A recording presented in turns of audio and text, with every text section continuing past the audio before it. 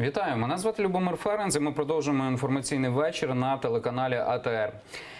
І наша розмова з Оленою Щербан, юристкою, членкиною правління Центру протидії корупції. Доброго вечора, пані Олено. І ми будемо говорити про скандал дня. Так, знову війна між правоохоронними органами. Нагадаю, що сьогодні Служба безпеки України, це все за інформацією, тому що підтверджених даних немає, затримало близько 7 працівників Національного антикорупційного бюро. Національне антикорупційне бюро заявило про наявність доказів корупції першого заступника голови Державної міграційної служби Діни Пімахової. І давайте ми послухаємо, що з цього приводу думає керівник спеціалізованої антикорупційної прокуратури Назар Холодницький, а також очільник Національного антикорупційного бюро Артем Ситник. На жаль, це вчорашнє розслідування, воно має негативні наслідки для нашої операції, і вона фактично припинена, на жаль. І всіх фігурантів, яких ми вели, ми вже задокументувати не зможемо. Ми сподіваємося на взаємну співпрацю Генеральної прокуратури і відкритість таку, яку ми надаємо в наших провадженнях. Тут є дані вже розголошені, ми як прокурор дали дозвіл на розсекречення необхідних документів. Ось такі коментарі очільників правоохоронних органів антикорупційних. Пане Олено, у мене перше запитання. Йде мова про 7 працівників Національного антикорупційного бюро, які працювали під прикриттям. Це все стосується працівників Національного антикорупційного бюро, які працювали у справі Державної міграційної служби, у справі корупції посадовців Державної міграційної служби. Ну, 7 чоловік – це забагато під прикриттям, так? Тільки для Державної міграційної служби. Наскільки я розумію, є точна інформація, власне, про одного агента, який працював саме в цій справі. Решта агентів працювали, наскільки зрозуміло з публічно доступної інформації, працювали і в інших справах, так? Але, власне, відбулося затримання одного агента і втратився зв'язок з усіма рештою агентів, так?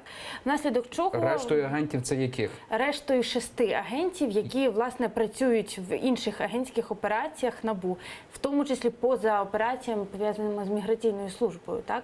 І оскільки з ними зник зв'язок, то НАБУ теж припускало на той момент, що вони можуть бути затримані і зникнені, власне, в невідомому напрямку, що ще більш небезпечно. Наскільки я розумію, після цієї ситуації, переговорів з Генеральним прокурором, стало зрозуміло, що затримані чи люди, чи не затримані, але вони будуть відпущені в будь-якому випадку. І після чого Генпрокурор підтвердив, що є претензії до одного з працівників, саме який працював в справі по міграційній службі, і Генпрокуратура вбачає ознаки злочину в цих діях, нібито він спровокував одну з очільників міграційної служби на хабар. НАБУ це заперечує, і на відміну Генпрокуратури, НАБУ, власне, оприлюднювало вже певні докази, розсекречені матеріали того, як комунікувала керівниця міграційної служби з агентом. І з цих відеодоказів очевидно, що все-таки мова йде про наявність точно злочинного наміру з її боку отримувати певну неправомірну вигоду. Давайте послухаємо слова Генерального прокурора України Юрія Луценка і що він думає з цього приводу. Високопосадовець ДМС точно не є ангелом, і в її розмовах є ознаки корупції. Впевнений, що слідство НАБУ, інші детективи НАБУ, мають дати цьому оцінку, і це має певну юридичну перспективу. Їй пропонувалося прийняти рішення завідомо з порушенням закону. Це з точки зору європейського законодавства, українського законодавства та навіть моралі неприпустимо. Отже, їй пропонувалося прийняти рішення, порушуючи закон. Тут, скажімо так, важко взагалі коментувати цю фразу Юрія Луценка, що означає їй пропонувалось порушити закон. Тобто, якщо людина хоче взяти хабар, тобто вона свідомо порушує закон і хоче його взяти, чи каже, що хоче його взяти. Тут питання в тому, що якщо оцінювати факти, інформацію, яка є в публічному доступі, ми маємо, НАБУ оприлюднило відеоматеріал, в якому чітко зрозуміло, хто що хоче, хто що кому каже. Так? І де чітко зрозуміло, що працівниця міграційної служби абсолютно не приховує, що вона хоче взяти хабар, і Луценко це підтвердив. Натомість Луценко каже, що з боку працівника НАБУ ніби було якесь порушення, тому що він це все якось фіксував, щось намагався спровокувати. Так от, на відміну від НАБУ, Луценко своїм словам не надав ніякого відеопідтвердження, ні стенограми, ні будь-чого, того, що на підтвердження того, що агент НАБУ порушував щось і якось її провокував. Окей, я зацитую слова агента Сергія, да? Сержа, так як його називають, здається. НАБУ, значит, смотри, такая ситуация, тоже наше руководство позвонило и такой вопрос задало интересный. Я хочу с тобой проконсультироваться, совета попросить. Есть гражданин Ирана, он его просит, он занимается получением украинского паспорта, он чистый коммерс. Перша заступниця голови ДМС каже, основания есть какие-нибудь? Он даже здесь никогда не был, ничего не это, он коммерсант в Китай. Тобто, нужен какой-то паспорт. Ви не вважаєте, що розмовою підводиться до Рєшалова? Ні, не схоже, що підводиться, тому що це специфіка якби агентської роботи. Так? Підводилося би розмовою до Рєшалова, якби він перший сказав, от він готовий, чи я готовий, чи будь-хто готовий заплатити вам будь-які гроші, аби ви вирішили цю проблему. І там, якби він це повторював там, декілька разів, це би було б вже дійсно провокацією. Так? Коли він ставить такі, або коли він погрожував, що якщо ви не візьмете гроші, то у вас будуть проблеми. В даній ситуації, власне, він, будучи під прикриттям, повинен був дотримуватись тої легенди. Очевидно, в нього легенда була, він працював, точно невідомо, але очевидно, він десь працював, мав якісь зв'язки, і ця легенда була відома керівниці імміграційної служби. Знаючи цю легенду, вона, відповідно, вже з ним комунікувала, довіряючи йому, і, власне, відповідала там на його запитання. При тому, що він відверто не пропонував, от в цих словах, навіть які ви зачитали, тобто немає ніякої пропозиції, будь-яких там... Він говорить, Він запитує, вона відповідає. їм нужен якраз паспорт. Їм нужен паспорт, да. Тобто, як ви можете окреслити оцей вислів агента НАБУ? У який спосіб він хоче отримати паспорт, якщо це не є А він провокація не для окреслив чогось? спосіб, насправді. Так? А що він мав сказати, що була окреслена провокація? Що була окреслена провокація, він мав би сказати, що він готовий купити там паспорт за будь-які гроші чи дати будь-якого роду хабар, ну тобто або будь-які гроші за отримання цього паспорту, власне. Тобто він сам мав запропонувати, тобто відразу прийти і першій заступниці сказати, слухай, я знаю, ти перша заступниця, давай я тобі дам 50 тисяч чи 30 тисяч доларів, зроби моєму іранському другу паспорт, так? Щось, власне, провокацією, да, і поставленням умови може бути, коли людина сама не пропонує, не каже, то тут, ну, скажімо так, в будь-якому випадку ці слова можна оцінювати з точки зору там навіть лінгвістів і так далі. Але А хто це має оцінювати? Лінгвіст? Я вам скажу, в таких справах, такого роду справах може бути призначена навіть лінгвістична експертиза, да? Семантична, лінгвістична, коли експерт, який оцінює одразу там психологічні якості, психологічні або комплексні, в тому числі лінгвістичні, про те, які мовні засоби там застосовує певний суб'єкт в своїй розмові, і про що ці мовні засоби можуть свідчити. Чому я стільки надаю уваги саме як сказав, що зробив і чи є провокація хабаря? Тому що стаття 370 Кримінального кодексу України, є така стаття 370, вона говорить про провокацію хабаря.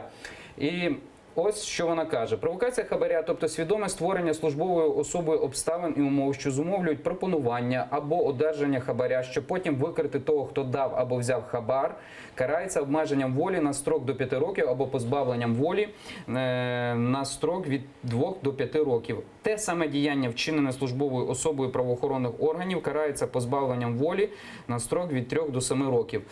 На вашу думку, це не було, тут не створилася ситуація, яка зумовила пропонування або одержання хабаря?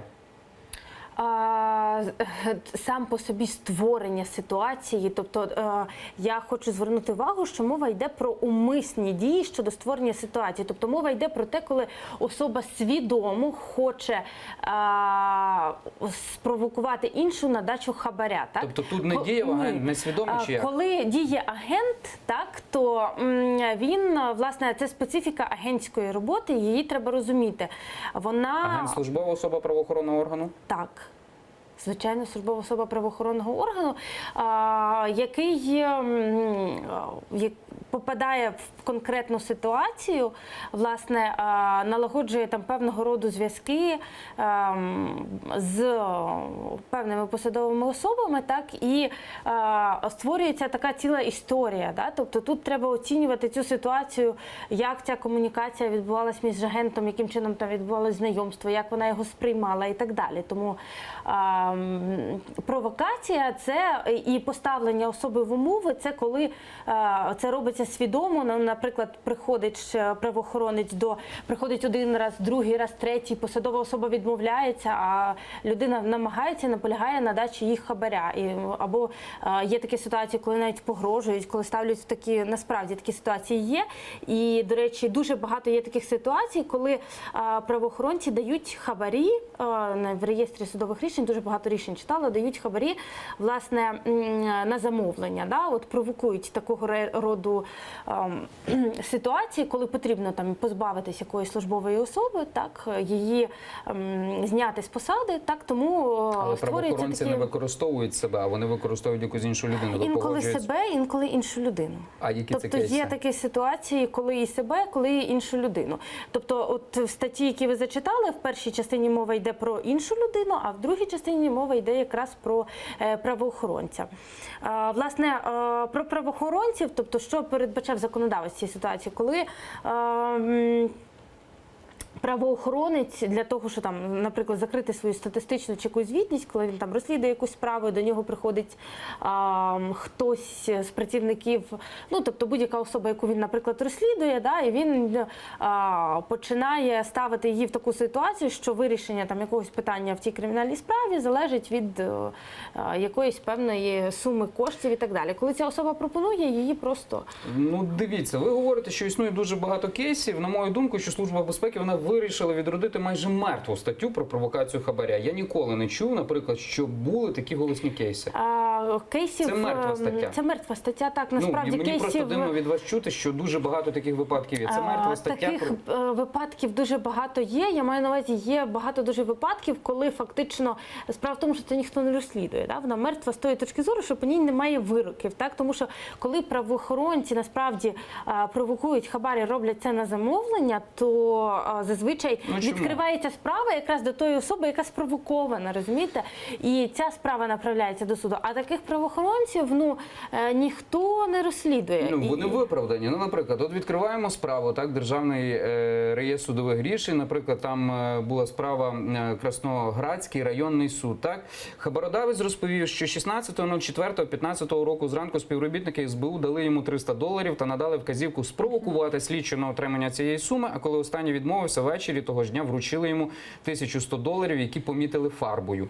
Після цього він поклав ці гроші в салон автомобіля слідчого, після чого останнього одразу затримали. Обвинувачення не надало жодного процесуального документу, який би підтверджував факт спроби передачі вранці 16.04.15 хабародавцям $300.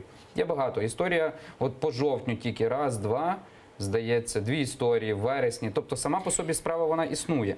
Так. І стаття, і час від часу її застосовують. Час від часу застосовують, але тут якраз оцю ситуацію треба чітко відрізняти від агентської роботи. Так? Тому що агентська робота, мова йде, коли, як в міграційній службі, про що говорить і про що говорить НАБУ і зібрала докази, мова йшла про ситуацію, коли систематично керівниця точно отримувала хабарі, і це підтверджується навіть тим оприлюдненим відео, коли вона отримала черговий хабар і просить поміняти гроші, адже підозрює, що вони можуть бути мічені. Так? Тобто точно зібрані докази того, що це систематична діяльність. І агент потрапляє в цю ситуацію, скажімо так, стає частиною того певним чином співучасником, да? Можна навіть сказати, того злочинного угрупування і фіксує все, як вони відбуваються. Тобто тут це відрізняється від провокації справді справжньої хабаря тим, що агент, правоохоронець, він потрапляє в ситуацію, яка розвивається незалежно від його присутності, так, має місце.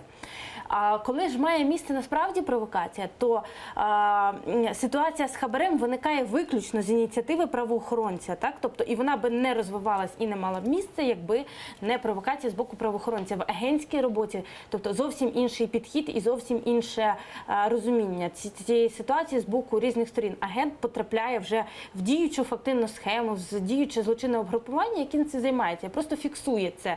В тому числі йому самому доводиться брати участь в тому, в цих переговорах і так далі. Діяти згідно своєї легенди. Це абсолютно різні випадки. Коли ми говоримо про цей випадок, так тут також піднімається питання, що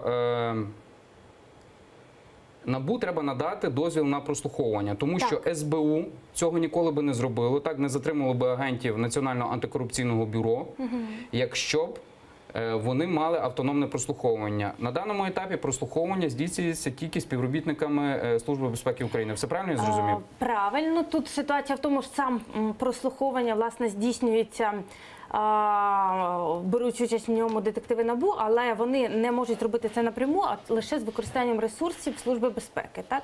І за допомогою цього Служба безпеки, за допомогою того, що вона є монопольним органом щодо державної таємниці, фактично єдиний орган, контролюючий в цій сфері, вона має доступ до всієї інформації, пов'язаної з негласними слідчими діями, з прослушкою. Так? І вона фактично може збирати, акумулювати всю інформацію, щодо кого НАБУ здійснює прослушку, в яких обсягах і так далі. І, зрозуміло, через ці механізми може контролювати НАБУ. Так?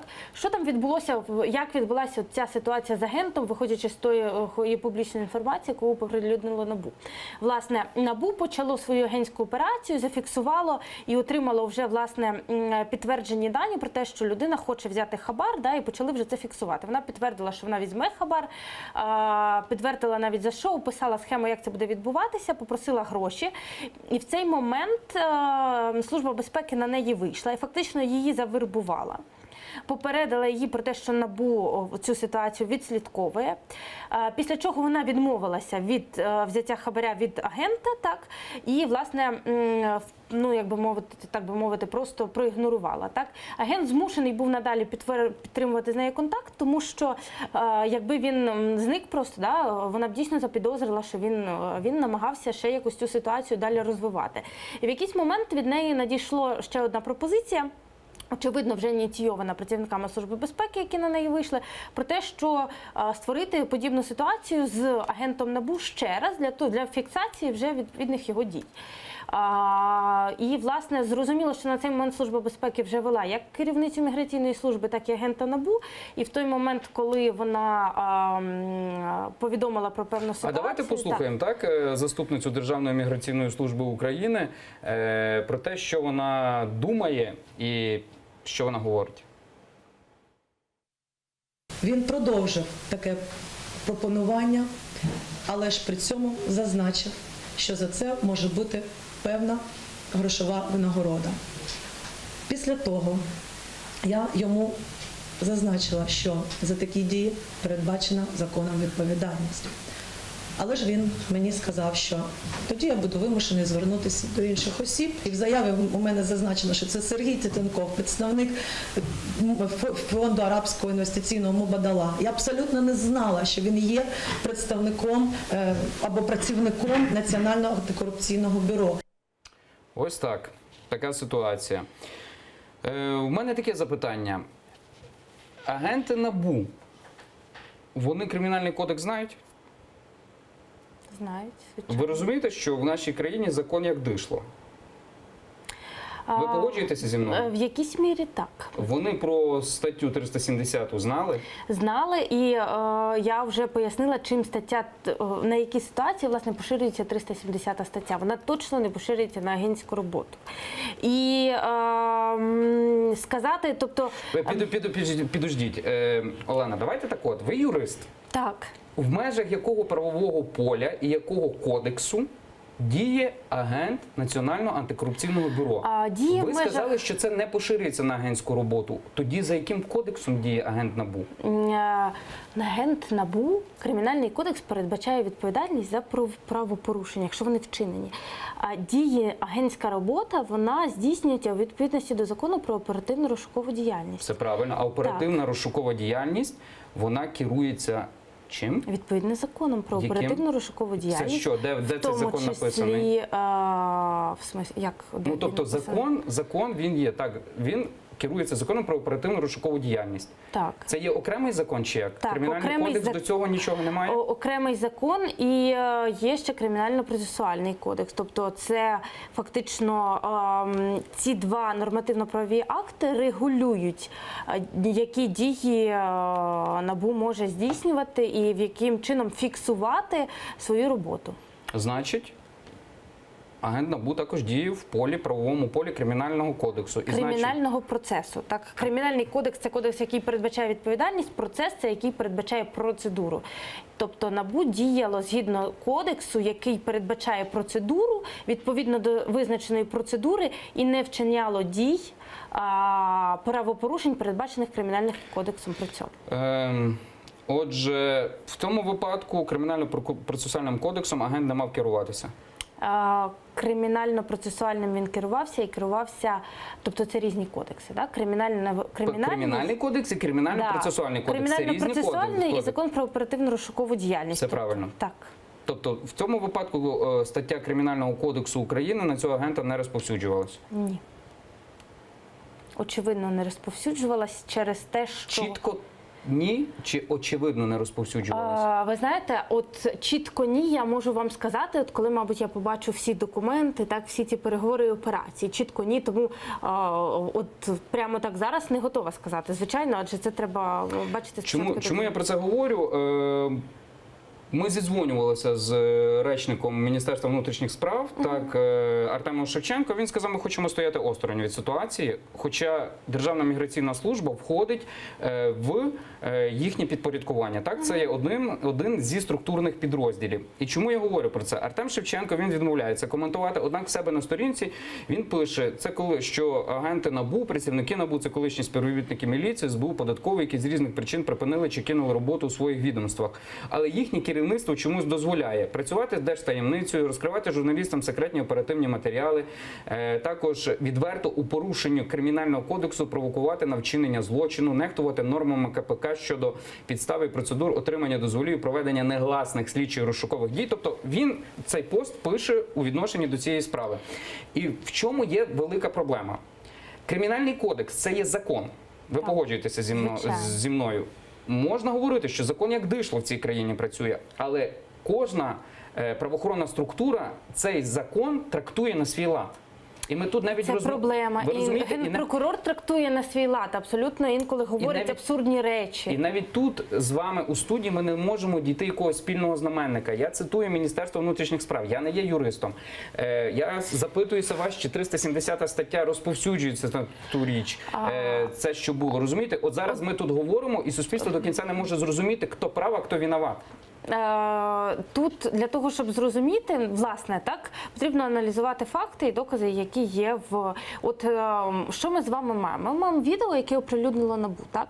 В тому відео, в тих словах, які говорив агент, абсолютно немає ознак провокації. Ви самі сказали, що має бути проведена семантична, лінгвістична експертиза. Тому що, ви розумієте, ви зараз говорите, що тут агент не провокував. Генеральна прокуратура бачить в цьому провокацію. Скоріш за все, Служба безпеки України також бачить провокацію. Кому вірити? От в цих війнах вже суспільство, воно не знає, кому довіряти. Я вам скажу на відміну, по крайній мірі для того, щоб оцінити для себе, на відміну так, від НАБУ, тобто, скажімо так, можливо, НАБУ було б не зацікавлено оприлюднювати інші епізоди відео. Так, тим не менше, ми сьогодні не побачили ні одного епізоду, де Служба безпеки, ні відео, ні запису, в якому би Служба безпеки це фіксувала і вважала би, що от ці конкретні слова агента є провокацією. Так? Коли таке відео буде, будь ласка, давайте очевидно, в цьому відео. Так? Коли я казала про семантичну експертизу, зрозуміло, що от конкретно цей діалог, треба буде оцінювати діалог від початку до кінця, з чого починалась розмова, як і потрібно його оцінювати з огляду на ситуацію і легенду, в якій працював агент. Так? Але те, що є зараз, так, зрозуміло, що є відео з боку НАБУ, по якому чітко видно, що там мова не йде про провокацію, а мова йде про ситуацію, в якій працює детектив, і він сам відверто нічого не працює, ні на чому не наполягає, просто задає питання, це його робота, на які особа дає відповідь відповідно. Якщо, власне, Служба безпеки от оприлюднить такий самий там діалог, так, в якому вкаже конкретні слова, які, на їх думку, є провокацією, то, будь ласка, ну, тобто, я готова буду сама і перша назвати це провокацією. Сьогодні, на відміну від звинувачень, такого підтвердження не було. Олена, в чому є різниця між агентом Катериною і народним депутатом України, та колишнім народним депутатом, так, Розенблат, здається? Так. Колишнім народним депутатом, де також йде подібна ситуація, і де є різниця, чи взагалі існує різниця між агентом Серджем і чиновницею з Державної міграційної служби? Абсолютно, я не бачу ніякої різниці. Тобто це та сама, так, річ? Різниця тільки в тому, що безпосередньо Розенблат є народним депутатом і отримувати дозвіл в суді на негласні слідчі дії відносно нього не можна було. І це заборонено законом. В ситуації саме з Розенблатом він під час того, як агент Катерина здійснювала там свою роботу, він фактично прийшов і сам потрапив в поле якби цієї прослушки. Так? Тому тільки виключно в тому різниця. Більше того, ви знаєте, ситуація з Розенблатом справа, вона взагалі, в принципі, була перша справа в історії України агентська. Так? І після цієї справи взагалі в колі правоохоронних органів, в колі владних дуже перелякалися, тому що це була справа, коли всі дії, вся корупція зафіксована з самого початку і до кінця. І докази були зібрані просто желізні, так? На тих людей, які надавали неправомірну вигоду.